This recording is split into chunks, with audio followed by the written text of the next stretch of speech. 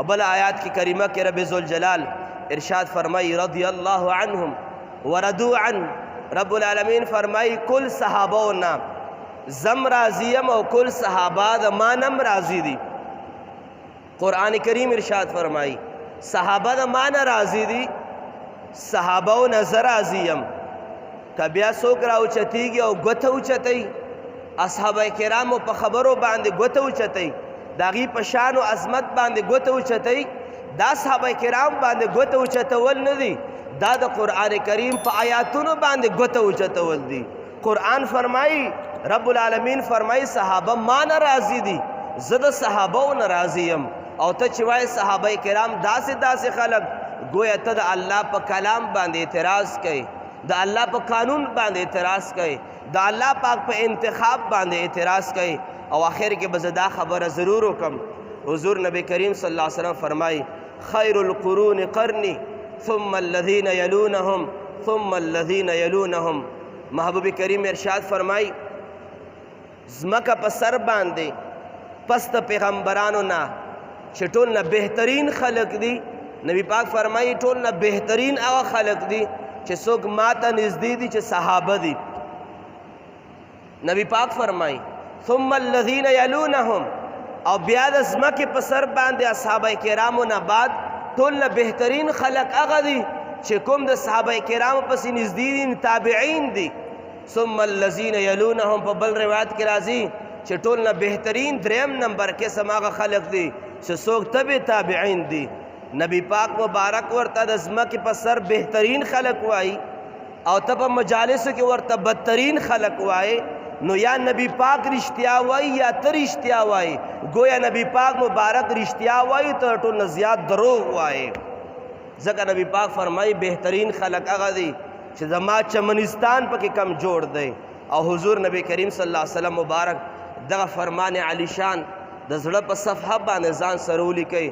حضور نبی کریم صلی اللہ علیہ وسلم فرمائی دا مسند احمد حدیث تے نبی پاک فرمائی زما صحابہ زما پاک صحابہ اگا یو ساعت تا پارا دا اللہ پاک بندگیو کی، یو ساعت تا پارا یو گھنٹا تاسو آخلے.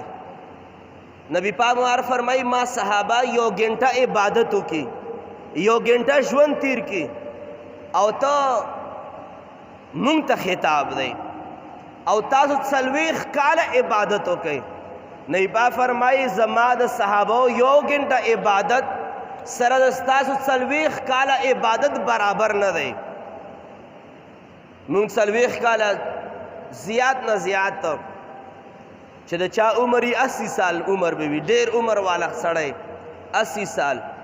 صحابہ کرامو 2 گھنٹے عبادت زماو دستا طول عمر عبادت برابر نہ دے. دلاغ مرتبہ خاوندان دی. اور نبی پاک مبارک فرمائی چھ کچرے اے زما امتیانو کچرے تاسو دو احد غر پا مقدار باندے صدقہ ہو کئی، احد غر پا مقدار صدقہ ہو کئی. اور زما صحابی رسول یو لپا یو مٹے صدقہ دا اللہ پا نومور کی. نبی پاک فرمائی تا دا احد غر پا مقدار صدقے زما دا صحابی دا یو لپے دا غنم و صدقے برابر ندی. دیکھے اشارہ دے طرف تا دا چھ صحابہ پسے نتاسو اعمال رسیدے شی، صحابہ کرام پسے ندستاسو اقوال رسیدے شی، صحابہ کرام دا ایمان پسے ندستاسو ایمان رسیدے شی. اور ٹول نہ بڑھ کر دا کمال خبر دادا، ٹول نہ بڑھ کر دا کمال خبر دادا چاہوئی صبح و شام نظر پر رخسار دا مصطفیٰ باندے لگے دو. اگوی صبح و شام پا قدمون دا مصطفیٰ علیہ السلام کے بناستو، اگوی صبح و شام خپلوین قربان کر نبی پاک پا نالین و مبارک و باندے، اگوی صبح و شام مال و جان و اولاد کرون دا نبی پاک دا عزت و دا ناموس نا قربان کری دی. تخو دا سحر منز دا پارا نشرہ اچھتے دے، تخو دا خپل چکم دا منز ادائیگی دا دا خپل دا جون چکم رسومات دستا دی دا اغی اندازہ لگوئے دا صحابہ کرامو دا نبی پاک مبارک دا گلونو دا زندگی حساب لگوا. حساب پوم دے نتیجہ باندے رسی چھ دا یو کامل ترین نا کامل ترین ایماندار انسان چھ پا 80 سال کے وفات شی، 80 سال کی کمال ترین مؤمن چھ منگ دسمک ولی ورطوائیو د ځمکې په سر باندې غوث ورته وایو، د ځمکې په سر باندې ابدال ورته وایو، د ځمکې په سر باندې د ولایت امام ورته وایو، د اولیاء کرامو یو سردار، دا هغه چې ټول عمر د ولایت او د غوثیت په تاج باندې ټول عمر تیر کړی، د غوثانو غوث او تمام د ځمکې غوثان راجمع شي، د صحابي رسول د یو غنټې عبادت تم نشي رسېدی. ځکه چې کمال خبره پکې دا ده چې تمام عبادات چې څومره شوي دي هغه د الله پاک بندگی ضرور ده، خو اصحابه کرامو چې کم عبادات کړي دي او د مونځ کې کم تکبیرات ویلي دي، مقتدی به صحابي رسولو او مصلی د امامت باندې به امام الانبیاء ولاړو، هغه منځونو ته د چا منځونه نشي رسېدی، هغه ذکرونو ته د چا ذکرونه نشي رسېدی. ما او تا صلات سلام وایو، درود پاک نبی پاک باندې وایو، یا د دې ځای نه وایو یا په روضه کې درود پاک وایو، اسې د هغې درود پاک اندازه چې ما او د ستا د دې ځای نه وایو یا یې په روضه اقدس کې وایو، د هغې درود پاک اندازه د دې درود پاک سره ضرور ولګوئ چې کم درود پاک ویل کېدو او مخامخ به محمد مصطفی علیه السلام ناستو، د هغې درود پاک سره ته د خپل درود پاک اندازه ولګوه. هغه جمع منځونه چې مونږ او ستاسو په دې جومات کې کوو د هغې جمع اندازه ولګوئ چې مسجد نبوي کې د امام الانبیاء صلی الله علیه وسلم مبارک پسې چا منځونه کړي دي د هغه تلاوتونو اندازه ولګوئ چې ما او ستا دلته تلاوتونه کوو او هغه تلاوتونه چې چا باندې قرآن نازل دی د هغې په صحبت کې به صحابه ناستو او تلاوتونه به یې کول، هغې اندازه تاسو په اسانه باندې لګولی شئ. هغه هستیانې چې خوله کې الفاظ ختم شي، په خوله کې جملې ختم شي، د انسان د علومو انتها وشي، هلته د اصحابه کرامو د مقام او د مرتبه ابتدا وشي. مونږ ضرور دا وایو چې اصحابه کرامو سره محبت ساتئ. خو دا خبره ما آخري جمله عرض کول غواړم، اهل بیتو سره مینه محبت د ایمان حصه ده. چا په زړه کې د اهل بیتو مینه نه وي، د چا په زړه کې د حسن او د حسین رضی الله تعالی عنهما مینه نه وي، د دغ ایمان کمال ته نه رسېدلی. چا په زړه کې د فاطمې بیبي مبارکې مینه نه وي، د هغه ایمان کمال ته نه رسېدلی. خو که چېرې د اهل بیتو مینه محبت دا د ایمان کمال ته رسوي، همدغه شان دی د اصحابه کرامو عقیدت او محبت دا هم ایمان کمال ته رسوي. رب ذوالجلال خالق کائنات د موږ ستاسو د ادنا نه ادنا د یو عام مسلمان د ګستاخۍ نه هم په امن و امان کې وساتي. رب ذوالجلال د موږ ستاسو چې کوم اسلافو راته طریقه ښودلې، کوم مشرانو راته طریقه ښودلې، کوم مشایخو او خپل استادانو راته دا طریقه ښودلې ده چې بې ادبي او ګستاخي بې ځایه د سپیم مه کوه. بې ادبي او ګستاخي سپکه وی او سپک نظر د سپیم نه دی کول پکار، اگر چې الله او الله رسول سپک را لګړی دی، خو بې ځایه ځای به سپي ته هم سپک نه ګورې، دې ته به ګورې چې خالق د دغې سپي څوک دی، خالق د دغې سپي رب العالمین دی.